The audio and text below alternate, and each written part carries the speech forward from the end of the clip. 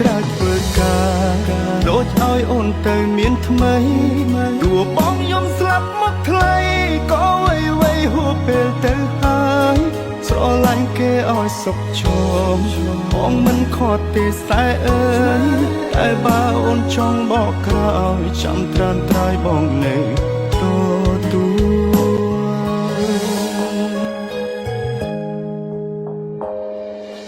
បងនៅចាំទាំងអងកាលគ្រាយើងចាប់ដៃគ្នាទួងកំសត់វេទនាពងទាមួយញ៉ាំពីអ្នកស្បត់ថាមិនចោលគ្នាមិនអោយម្នាក់ណាបែកបាក់ឆ្លងផុត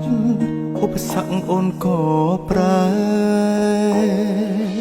អារម្មណ៍អូនផ្ដាំផ្លែកិញភ្នែកមើលបងម្ដ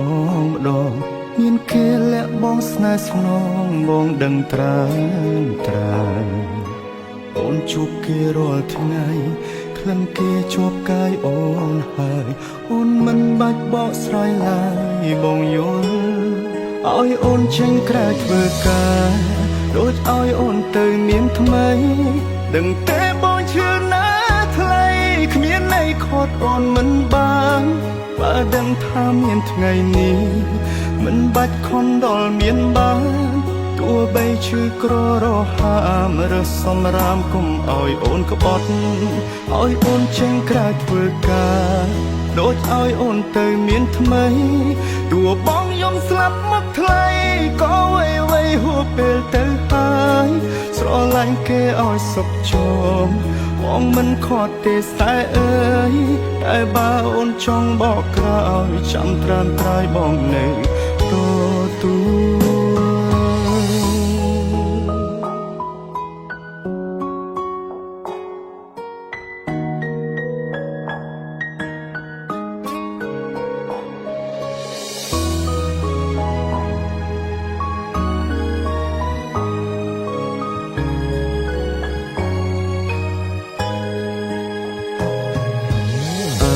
អូនផ្ដាំផ្លែកិញភ្នែកមើលបងម្ដងមានគេលាក់បងស្នេហ៍ស្នងបងដឹងត្រាអូនជួបគេរាល់ថ្ងៃនឹងគេជាប់កាយអូនហើយអូនមិនបាច់បកស្រាយឡើយបងយកឲ្យអូនចេញក្រៅធ្វើការដូចឲ្យអូនទៅមានថ្មីដឹងទេបងឈឺណាថ្លៃគ្មានន័យខត់អូនមិនបានបើដឹងថាមានថ្ងៃនេះ